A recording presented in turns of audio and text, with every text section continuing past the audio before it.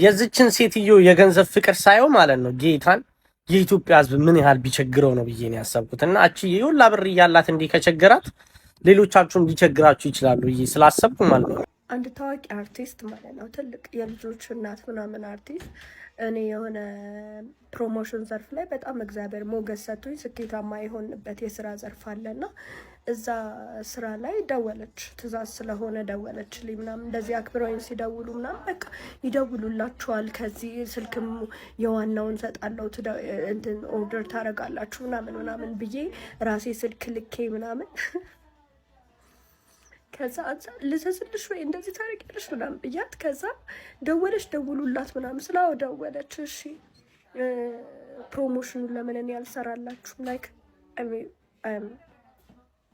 ብራንድ አምባሳደር የዛ ስራ እኔ ልስራላችሁ እንዲህ ስላለኝ ምናምን ፕሮፖዛል ምናምን ማስገባት የአመለሰትና የኮሜዲያኑ ቃለ መጠይቅ ውዝግብን ፈጠረ። ተወዳጁ አርቲስትና ሞዴል አመለሰት ሙጬ ከኮሜዲያን ያሲኖ ጋር ባደረገችው ቃለ መጠይቅ ላይ የቀለደችው ቀልድ ከፍተኛ መነጋገሪያ ሆኗል።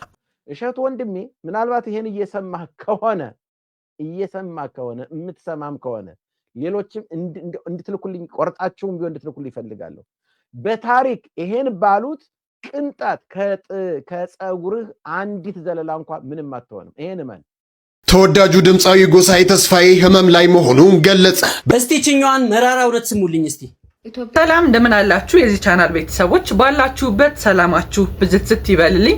ለዛሬም እንግዲህ ወቅታዊ ሰሞነኛ አዳዲስ በስፋት ሲያነጋግሩ የነበሩ ቪዲዮዎችን ይዤላችሁ መጥቻለሁኝ። ብዙዎቻችሁ የምታቁኝ ኢትዮ ሚዲያ በሚለው አካውንቴ በትልቁ አካውንቴ ነው የምታቁኝ። ላልተወሰነ ጊዜ በዛኛው አካውንት ቪዲዮ ስለማለቅ ይሄንን አካውንት ሰብስክራይብ እያደረጋችሁ አበረታቱኝ። የመጀመሪያ ቪዲዮ የሚሆነው እንግዲህ ስለ ገነት ንጋቱ አንቺ ይሄንን አልጠብቅም ስትል ያደረሰችባትን በደል ተናግራለች። ብዙዎችም የራሳቸውን ሀሳብ አስተያየት ሲሰጡ ነበረ። ምንድነው ያደረገቻት የሚለውን ከቲክቶከሯ አንደበት እንስማና ተመልሰን እንገናኛለን። ቪዲዮውን ሰምታችሁ እናንተስ ሀሳብ አስተያየታችሁ ምን ይመስላል? ኮሜንት ላይ አስቀምጡልኝ። ቪዲዮ ላይክ አድርጎ መጀመርም እንዳይረሳ። ወደ መጀመሪያ ቪዲዮ እንለፍ። አንድ ታዋቂ አርቲስት ማለት ነው ትልቅ የልጆች እናት ምናምን አርቲስት እኔ የሆነ ፕሮሞሽን ዘርፍ ላይ በጣም እግዚአብሔር ሞገስ ሰጥቶኝ ስኬታማ የሆንበት የስራ ዘርፍ አለና እዛ ስራ ላይ ደወለች። ትእዛዝ ስለሆነ ደወለችልኝ ምናምን እንደዚህ አክብረውኝ ሲደውሉ ምናምን በቃ ይደውሉላችኋል፣ ከዚህ ስልክም የዋናውን ሰጣለው እንትን ኦርደር ታደርጋላችሁ ምናምን ብዬ ራሴ ስልክ ልኬ ምናምን ከዛ ልዘዝልሽ ወይ እንደዚህ ታረቂያለሽ ምናምን ብያት ከዛ ደወለች። ደውሉላት ምናምን ስላው ደወለች። እሺ ፕሮሞሽኑን ለምን እኔ ያልሰራላችሁም ላይክ ብራንድ አምባሳደር የዛ ስራ እኔ ልስራላችሁ እንዲህ ስላለኝ ምናምን ፕሮፖዛል ምናምን ማስገባት እኔን የሚያካክሉ ልጆች አሏት። ደግሞ ኤቭሪ ዲቴል እኔ ማንም ሰው ላይ ቀርቤ አላውቅም ታውቃለች። እና በጣም ነው ያዘንኩብሽ። የሰው እንጀራ አይበላም። እግዚአብሔር ደግሞ የሆነ ስራ ላይ ሞገስ ሲሰጥ ነው እንጂ ያለ ሞገስ ማለት ነው የሆነ ሰው ስለሰራው ብትወስቹ አንቆ ነው የሚደፋሽ። ልክ አይደለሽም፣ ተመለሽ፣ በብዙ መንገድ ልክ አይደለሽም ተብለሽ ብዙ ስትገዛጭ አይቼ አውቃለሁ። ግን በኢየሱስ ልትበይ አምባሳደር ልትሆኚ በነፃ ቅርጫ ቤት ስጋ ሊገባ ልትበይ ነው ልቆርጪ። አየሻ ስጋውን ሲያገላብጡ ጋይስ ማናት ሴትዮዋ ሲያገላብጡት አየሻ። ከቀዩ ከብኑ ከዱለቱ ከጮማው ከምናምን ሲታረዳ አየሽ። ከዛም ቤትሽ አንተሽ ልትበይ እራስሽ ተበላሽ።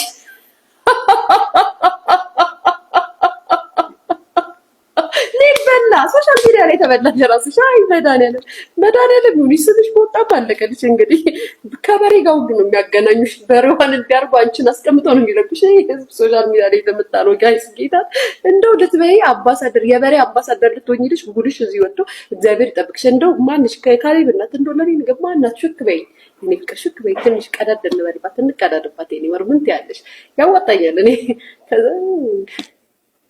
ሊያይ ወይ እና እንደዛ ነው። ሌላው ደግሞ እንትን ላይ ምን ምንድነው ፍጹም ላይ ቀርቦ ጋይስ የሆነች ባለትዳር እቺ ልጅ ላስታውሳችሁ ቀንዴ ጋይስ ወሬ ያለው ይሄ ነው እንግዲህ ይሄ ነው ወሬ ሲኖር በደንብ እናወራለን። ያለውን ወሬ መገረም ነው የኛ ስራ። ሆዴ ኢትዮጵያ ገብቶ አዲስ ፍቅረኛ ይዟል አሉኝ። እኔ በአደባባይ ላይ ፍቅረኛ ይዛሃል ወይ ሆዴ ብዬ ስጠይቀው አላስኩም አለኝ ሆዴ። ትላንትና ጂጂ ደግሞ ቪዲዮ እንደተመለከትነው እንግዲህ አርቲስት ገነት ንጋቱ ላይ ብዙዎች አዝነውባታል። ብዙዎች ካንቺ አይጠበቅም ሲሏት ሰምተናል። እናንተስ ሀሳብ አስተያየታችሁ ምን ይመስላል? ኮሜንት ላይ አስቀምጡልኝ። ሌላው ደግሞ እሸቱ መለሰን በተመለከተ አባታችን የገዳም አባቶች አዝነውብኝ ነው ይሄ የደረሰብኝ ብለክ እንዳታስብ፣ አንተን በደጋግ ስራዎችክ ቤተክርስቲያን ላይ በምታደርጋቸው ደጋግ ስራዎችክ እናቀሃለን ሲሉ አባታችን የተናገሩት ያስተላለፉት መልእክት አለ። እስቲ እሱን ተከታትለን ተመልሰን እንገናኛለን። አሁንም በዚህ ጉዳይ ሀሳብ አስተያየት ካላችሁ ጻፉልኝ። ወደ ቪዲዮ እንለፍ። እሸቱ ወንድሜ ምናልባት ይሄን እየሰማህ ከሆነ የምትሰማም ከሆነ ሌሎችም እንድትልኩልኝ ቆርጣችሁም ቢሆን እንድትልኩልኝ ይፈልጋለሁ። በታሪክ ይሄን ባሉት ቅንጣት ከፀጉርህ አንዲት ዘለላ እንኳን ምንም አትሆንም። ይሄን ማን ምክንያቱም አልዋሽህም፣ መጥፎ ነገር አልሰራህም፣ በጎ ነገር ነው ያደረግ። በዚህ ምክንያት ተሸማቀህ ደግሞ ከናት ቅድስት ቤተክርስቲያን አገልግሎት በጎ ስራ ወደኋላ እንዳትል፣ በታሪክ እንዳትል፣ ስራህን ቀጥል። ይሄ ሰይጣን ያመጣብህ ትልቅ ፈተና። በቃ የገዳም አባቶች እንኳን እንደዚህ ካዘኑብኝ ብለህ እንድታቆም ነው። እንዳታቆም በታሪክ ያንን አሰበ እንድታቆም ሰይጣን አይውላችሁ የተመረጡትን እንኳን እስኪጥል ድረስ ሰይጣን ከባድ ነገር ያደርጋል። የተመረጡትን እስኪያስት ድረስ በዚህ ልክ ነው ሰይጣን። ስለዚህ እና አባቶችንም ይፈትናል፣ ገዳም ውስጥ ይፈትናል። እንዲያው የበለጠ የሚፈትናቸው እነሱ ነው። እንደዚህ ይሄን ያክል ሲናገሩ አንተ በፍጹም ወደ ኋላ መሸሽ የለብህም። መጽሐፍም የሚረግሟችሁን መርቁ ነው የሚለው። ሰው ሲያጠፋ ልጃችን ብሎ እንዴው አጠፋ እንኳን ተብሎ ከታመነ እንኳንስ ባላጠፋበት ባልሰራበት እንደዚህ አይነት የወረደና የከሰረ ከትልቁ ገዳም ከምንመካበት ገዳም ተስፋ ካደረግነው ገዳም የዓለም ድህነት በእውነት በእነሱ ጸሎት ይጸናል ብለን በመናስበው ገዳም በእውነት እንደዚህ አይነት ስተት ሐሰት ይዘው ሲመጡ በጣም እጅግ ያሳፍራል፣ ያሳዝናል። ሌላው ደግሞ በስፋት ሲዘዋወሩ ከነበሩ ቪዲዮዎች መካከል አንዱ ጎሳዬ ተስፋዬ በህመም ላይ እንዳለ የሚያመላክቱ ቪዲዮዎች በስፋት ሲዘዋወሩ ነበረ። እስቲ ቪዲዮ እንመልከትና ተመልሰን እንገናኛለን። ወደ ቪዲዮ እንለፍ። ተወዳጁ ድምፃዊ ጎሳዬ ተስፋዬ ህመም ላይ መሆኑን ገለጸ። በኢትዮጵያ የሙዚቃ ኢንዱስትሪ ከፍተኛ አድናቆትንና ተወዳጅነትን ያተረፈው ታዋቂው ድምፃዊ ጎሳዬ ተስፋዬ በለንደን ያቀረበውን የሙዚቃ ኮንሰርት አጠናቆ ወደ አዲስ አበባ ከተመለሰ በኋላ ህመም እንዳጋጠመው ይፋ አድርጓል። ድምፃዊው ወደ ሀገሩ መመለሱንና የጤና መታወክ እንዳጋጠመው ያሳወቀው በይፋዊ የማህበራዊ ትስስር ገጹ አማካኝነት ነው። ጎሳዬ በፌስቡክ ገጹ ላይ ባሰፈረው አጭር መልእክት ታምሜ ገባው፣ ስለ ሁሉ ግን እግዚአብሔር ይመስገን በማለት የገጠመውን የጤና እክል ከምስጋና ጋር አያይዞ ገልጿል። ድምፃዊው ከመልእክቱ ጎን ለጎን ከኢትዮጵያ አየር መንገድ ባልደረባ ጋር የተነሳውን ፎቶግራፍ የለጠፈ ሲሆን መልእክቱ እንደተሰራጨ በበርካታ አድናቂዎቹ ዘንድ ድንጋጤን ፈጥሯል። ተወዳጁን ድምፃዊ ኮመንት ላይ ጨርሶ ይማርህ በሉት። የአመለሰትና የኮሜዲያኑ ቃለ መጠይቅ ውዝግብን ፈጠረ። ተወዳጁ አርቲስትና ሞዴል አመለሰት ሙጬ ከኮሜዲያን ያሲኖ ጋር ባደረገችው ቃለ መጠይቅ ላይ የቀለደችው ቀልድ ከፍተኛ መነጋገሪያ ሆኗል። አመለሰት በጥያቄ መሃል የተናገረችው ቀልድ በርካቶችን አስደንግጧል። ቅርም እንዳሰኘ በርካቶች እየገለጹ ነው።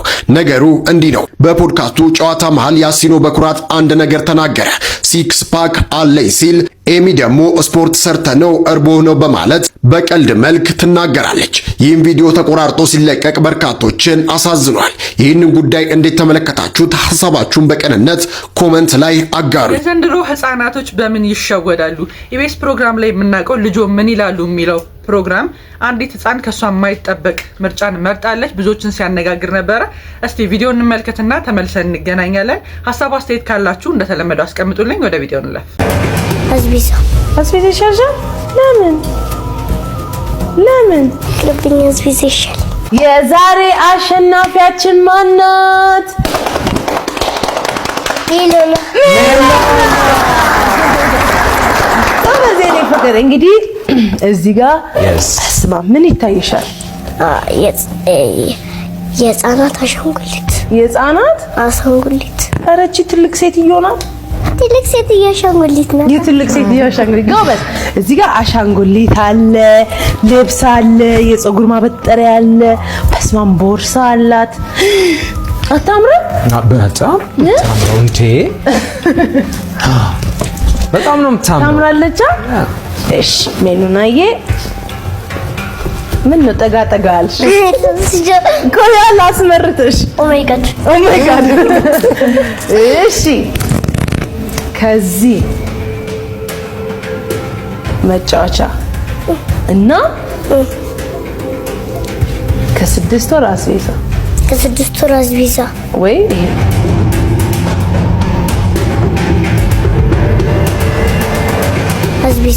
አስቤዛ ይሻልሻል?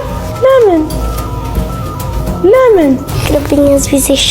ለምን አስቤዛ ይሻልሻል? አትፈልጊ? በቃ ማሚ ትገዛልሻለች። በቃ ይሄ ሐምሌ ወር ላይ እንገኛለን። ይህም እንግዲህ ተከራይና አከራይ በቤት ከራይ ውል ቆይተው አሁን ደግሞ ውላቸው አልቆ አዲስ ውል የሚያደርጉበት ወር ነው። በዚህም ዙሪያ እንግዲህ መንግስት የራሱን ተመን አውጥቷል። እስቲ በዚህ ጉዳይ ቪዲዮ ይዤላችሁ መጥቻለሁኝ። ቪዲዮ እንከታተልና ተመልሰን እንገናኛለን። ሀሳብ አስተያየት ካላችሁ እንደተለመደው አስቀምጡልኝ። ወደ ቪዲዮ እንለፍ። 2 ወር ካደረጉ የ1 ወር የቤት ኪራይ ቅጣት አለ ማለት ነው።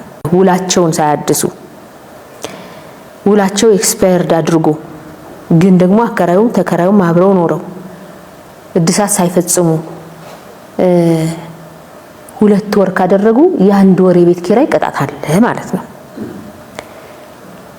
3 ወር ካደረጉና ከ3 ወር በላይ ካደረጉ የ2 ወር የቤት ኪራይ አለ።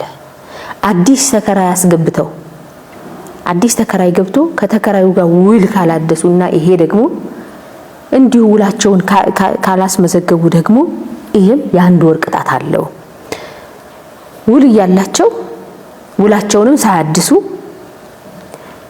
ተቆጣጣሪው አካል ተቆጣጣሪው በሁለት ምክንያት ይቆጣጣራል። አንዱ ጥቆማ ሲደርሰው፣ ሁለተኛ አሰስመንት በአሰስመንት ሄዶ ከደረሰበት ውል ያልታደሰ ውል ካገኘ ኦር ተከራይ ኖሮ ደግሞ ውል ያልተመዘገበ ካገኘ ከ1 እስከ 3 ወር ድረስ የሚያደርስ ከ1 ወር እስከ 3 ወር ድረስ የሚደርስ የኪራዩን መጠን ቅጣት ይቀጣሉ ማለት ነው። በውጭ በኩል በመንደር ውሎች እንደዚህ ጋራ መኖሪያ ቤቶች አካባቢ ያሉ የሚባሉ ውሎች አሉና ፈጽሞ እየተከለከሉ ስለሆኑ ለነሱ ውሎች ሊገዛ አይገባም ተከራይ። አከራይም ደግሞ በእነዚህ ውሎች አከራይቶ አዋውሎ ቢገኝ እና እዚህ ከተቀመጠው ወይ ደግሞ መጀመሪያ በህጋዊ ውል ካዋዋለው እና ከሚያስከፍለው ሬት ውጪ እያስከፈለ ቢገኝ ተጠያቂ ይሆናል። ሁሉም አከራዮች ተከራዮቻቸውን ይዘው እኛ ወዳዘጋጀነው የውላቸውን ወደሚያድሱበት ወረዳዎቻቸው እና የመሶብ አንድ ማዕከል እንዲሁም ክፍለ ከተማ ሄደው ውላቸውን እንዲያድሱ በዚህ አጋጣሚ ማሳሰብ ፈልጋለሁ። ሌላው ደግሞ ወንድማችን እስኪ እቺን መራራ እውነት ስሙልኝ ይላል። እውነት ነው ወይ? እስቲ እናንተ እስካጋጣማችሁ ካያችሁት ሐሳብ አስተያየት ካላችሁ አስቀምጡልኝ። ወደ ቪዲዮ እንለፍ። እስቲ እቺኛዋን መራራ እውነት ስሙልኝ እስቲ። ኢትዮጵያ ውስጥ እኮ ሰራተኛ ሶፋ ላይ የማትቀመጥበት ሀገር እኮ ነው። ለሶፋ ክብር ተሰጥቶ የሰው ክብር የወረደበት ሀገር እኮ ነው። ከዛ የእግዚአብሔር ሀገር ነች ኢትዮጵያ አይደለችም። ሰራተኛ በረንዳ ላይ እያስተኛን ውጭ ወተን ደግሞ ለነቢጤ ልብስ እንሰጣለን፣ ብርድ ልብስ እንሰጣለን። ለሰራተኛችን እኮ መልበሻ ይላት ምን የምትለብሰው ነገር የለም እኮ ደረቅ እየተጣጣለ እንትን አልጋ ልጆቻችን ሻንቶበት የበሰበሰ ለአይን እንኳን የሚከብድ አይነት ፍራሽ ወስደን በረንዳ ላይ አድርገን እዛ ሰራተኛ እናስተኛለን። ከዛኛ ደግሞ ወይ ገብርኤል እኮ ስለቴን ሰማኝ፣ መብርሃን ስለቴን ሰማሽ፣ መድኃኒዓለም ስለቴን ሰማ ብለን ማለት ነው የ50 ሺህ የ100 ሺህ ብር ድግስ እየደገስ ደሃ እናበላለን። ቤታችን ውስጥ ያለችን ደሃ ግን አንድ ቀን አስታውሰን አናውቅም።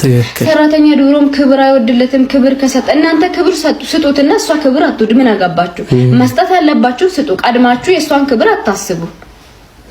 ቀድሞ ነው ሰው አበይ እንትን ካረኩላት እኮ ሰራተኛ ክብር አይወዱም። አይወዱ እነሱ ተው እናንተ ስጡት። አትሰጡ። ድክመታችሁን ግን ክብር አይወዱለትም። በሱ ነው የምትሸፍኑት።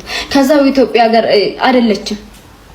የእናንተ ቤት ሰራተኛ እጃው ተሰናጣጥቋ ኪችን እያሳደራችኋት ሶፋ ላይ እንዳትቀመጥ ሶፋ አጠገብ ደረቅ ወንበር እያረጋችሁ ቡና እንኳን ስታፈላ የእናንተ ምንጣፍ እንዳትነካ እዛው ተቀበላት እያላችሁ ቡና እየጠጣችሁ ፈጣሪ ልቦናና ማስተዋል ይስጣን። በነገራችን መልኳም ንግግሯም አንደበቷም እንዴት ደስ እንደሚል ይሄ የማይካዳቅ ነው፣ የአደባባይ እውነት ነው። ይሄንን ስል ሁላችሁም እንዲህ ታደርጋላችሁ እያልኩኝ ሳይሆን አላችሁ እንደው ጂኒ የሚቀናብን ግሴ ጂኒ የሚቀና አሁንማ ከኛን ኖት እየወሰደ ያለው ሰራተኞችን መከራ እያበላን ውጭ ስንወጣ ጻድቅ የምንጫወት ሰዎች ለጋስ የምንጫወት ሰዎች አለን። አናስመስል። ፈጣሪ እንደ ሰው ልጅ እንዲበጨበጣ እንዲቦነሽ በሻይ ምናምን የሚታለል መስሏችሁ ኦዲት ታደርጓታላችሁ። አትገቧትም። ገነት እኮ ነው። አትገቡም፣ አንገባም በዚህ ሁኔታችን ተናገር ያለው። ሌላው ደግሞ በስፋት ሲዘዋወሩ ከነበሩ ቪዲዮዎች መካከል አንዱ ፓስተሩ ልሳን ሲያወጣ ሲናገር የነበረው ቪዲዮ ብዙዎችን ሲያነጋግር ቆይቷል። ፕሮቴስታንት አማኞች እናንተ ስለ ልሳን ምን ትላላችሁ? ኮሜንት ላይ አስቀምጡልኝ። እስቲ ቪዲዮ እንከታተልና ተመልሰን እንገናኛለን። ሀሳብ አስተያየት ካላችሁ እንደተለመደው ጻፉልኝ። ወደ ቪዲዮ እንለፍ።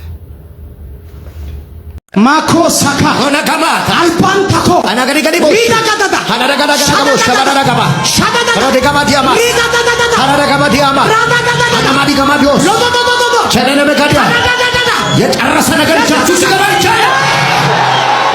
ልሳን ነው አሉ እንዳትሰድቧቸው እንግዲህ አደራችሁን። ሰላም ኦርቶዶክስ ያታላችሁ እግዚአብሔር ይመስገን በጣም ደህና ነኝ።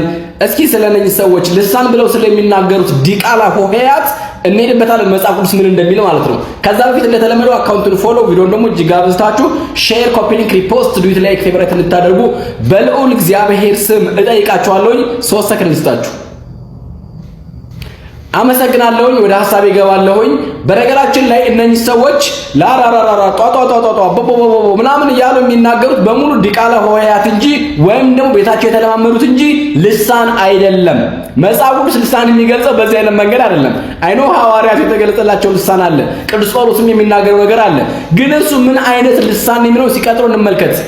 እስከ መጨረሻው አብራችሁን ቆዩ። ሐዋርያት ሥራ ምዕራፍ 2 ቁጥር 1 ጀምሮ እንደምንመለከተው የሚናገረው መንፈስ ቅዱስ በሐዋርያት ላይ ከበዓለ 50 በኋላ ወይም ደግሞ በበዓለ ጰራቅሊጦስ እንደወረደላቸው ይናገራል። በዚህም ጊዜ ሐዋርያት 72 ቋንቋ ከመንፈስ ቅዱስ እንደተገለጸላቸው ይናገራል። እንዲሁም ደግሞ በቦታው የነበሩ ሰዎችም የየራሳቸውን ቋንቋ ሲናገሩ እንደነበረ ይናገራል። እስኪ እናንበው። የሐዋርያት ሥራ ምዕራፍ 2 ቁጥር 6 ላይ እንደዚህ ይላል፣ ይህም ድምጽ በሆነ ጊዜ ሕዝብ ሁሉ ተሰበሰቡ፣ እያንዳንዱም በገዛ ቋንቋው ሲናገር ይሰማ ስለነበር የሚሉትን አጡ ይላል። ቁጥር 8 ላይ እንደዚህ ይላል፣ እኛም እያንዳንዳችን የተወለድንበትን የገዛ ቋንቋችንን እንዴት እንሰማለን እያለ ሰው ይገረም ነበረ።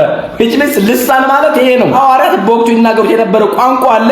ከዚያም በላይ 72 ቋንቋ መናገር ቻሉ ማለት ነው። እዚያ ቦታ ላይ የግብፅ ሰዎች አሉ፣ የሶሪያ ሰዎች አሉ፣ የግሪክ ሰዎች አሉ፣ የጳንጦስ ሰዎች አሉ፣ የብዙ ሀገር ሰዎች አሉ። እነኛ ሁሉ የገዛ ቋንቋቸውን መስማት ቻሉ። ሐዋርያት ሲሰብኩ መስማት ቻሉ። እንደዚህ ነው ልሳን ማለት ይሄ ነው። ቢያንስ ሰው የሚናገረው አንደርስታንድ የሚያደርግ ሰው ሊኖር ይገባል። ቅዱስ ጳውሎስም ደግሞ ይሄን ያጠናክረዋል። አንደኛ ቆሮንቶስ ምዕራፍ 12 ቁጥር 4 ጀምሮ የሚናገረው መንፈስ ቅዱስ አንድ ነው፣ የጸጋ ስጦታዎች ግን ልዩ ልዩ ወይም ደግሞ ብዙ ናቸው እያለ ይናገርና ቁጥር 10 ላይ እንደዚህ ይላል፣ ለአንዱም ትንቢትን መናገር፣ ለአንዱም መናፍስትን መለየት፣ ለአንዱም በልዩ አይነት ልሳን መናገር፣ ለአንዱም በልሳን የተነገረውን መተርጎም ይሰጠዋል። ስለዚህ ለአንዱ ምን ይላል? ልሳን መናገር፣ ለአንዱ ትንቢት መናገር፣ ለአንዱ ደግሞ በልዩ ልሳን መናገር። አንደኛውስ የተነገረውን ልሳን ደግሞ የመተርጎም። እዚህ ጋር የሚጮው ግን ራራራራራ ሯጧጧጧጧ ሩጡ ጢጢጣ የሚለብን መድኃኒዓለም በሚያውቀው በጭራሽ ድጋሚ ሊናገሩ አይችልም። ወይም ደግሞ ከተለማመዱ ይናገረዋል፣ ትርጉሙን ግን አያውቀውም። ይሄ ነው እየተካሄደ ያለው እዛ ውስጥ ነው፣ የጴንጤ አዳራሽ ውስጥ የዛ የጨለማ ማህበር አዳራሽ ውስጥ ማለት ነው። እኔም የሚገርመኝ እዛ ውስጥ ተሰብስባችሁ አብራችሁ የምትደነቁሩ ሰዎች ናችሁ።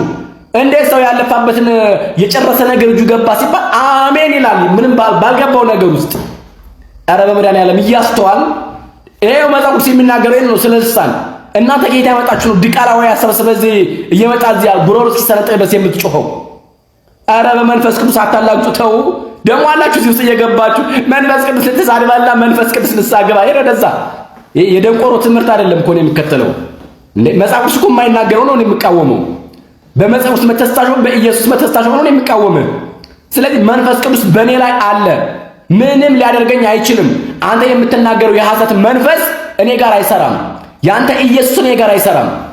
ይሄን ልታይ ይገባል። ከዛ ውጭ መጽሐፍ ውስጥ እንደሚናገረው የሐዋርያት ሥራም የአንደኛ ቆሮንቶስም የሚናገረው ልሳን የሚባሉት ነገሮች ሰው አንደርስታንድ ማድረግ የሚችለው ቋንቋ ነው። አማርኛ፣ ኦሮሞኛ፣ ትግረኛ፣ እንግሊዘኛ፣ ፈረንሳይኛ፣ ጃፓንኛ፣ ጣሊያንኛ፣ ራሽያኛ ሌሎችም እነኚህ ናቸው ልሳን የሚባሉት እንጂ ዲቃላ ሆሄያት ልሳን አይደለም። ዲቃላ ሆሄ ነው። እዚህ ጋር የመጣችሁ ዲቃላውያት የመጣችሁ በጆሮአችን አትደቅኑብን። እግዚአብሔር መንፈስ ቅዱስ ልቦና ይስጣችሁ፣ ወደ ልቦናችሁ ይመልሳችሁ። እዛ ለምትሰበሰቡ ለታች ቤት ሰዎች ደግሞ መልእክት አለኝ። ኑ ጌታችን አምላካችን መድኃኒታችን ኢየሱስ ክርስቶስ በክብር በሚመለክበት ቅዱሳን መላእክት፣ ቅዱሳን ጻድቃን፣ ሰማዕታት እመቤታችን ቅድስት ድንግል ማርያም አማላጅነታቸው ጠባቂነታቸው በሚነገርበት ወደ ትክክለኛዋ ሐዋርያ ሰንሰለት ባለባት ሐዋርያዊ ሰክሰሽን ባለባት ወደ ቅድስት ኦርቶዶክስ ተዋሕዶ ቤተክርስቲያን መጣችሁ ጌታን ተቀበሉ፣ የጌታን አዳኝነት መስክሩ፣ ኑ በብርሃኑ ተመላለሱ። ዛሬ ይዤላችሁ የመጣቸው ቪዲዮዎች እነዚህን ይመስሉ ነበረ። በቪዲዮቹ ላይ ያላችሁን ማንኛውም ሐሳብ አስተያየት ኮሜንት ላይ አስቀምጡልኝ። ቪዲዮውን ሰብስክራይብ ላይክ ሳታደርጉ የጀመራችሁ የኔ ቤተሰቦች ላይክ ሰብስክራይብ ማድረግ እንዳይረሳ። በቀጣይ አዳዲስ ሰሞነኛ በሆኑ ቪዲዮዎች እስከምንገናኝ ድረስ ሰላም ሁኑ።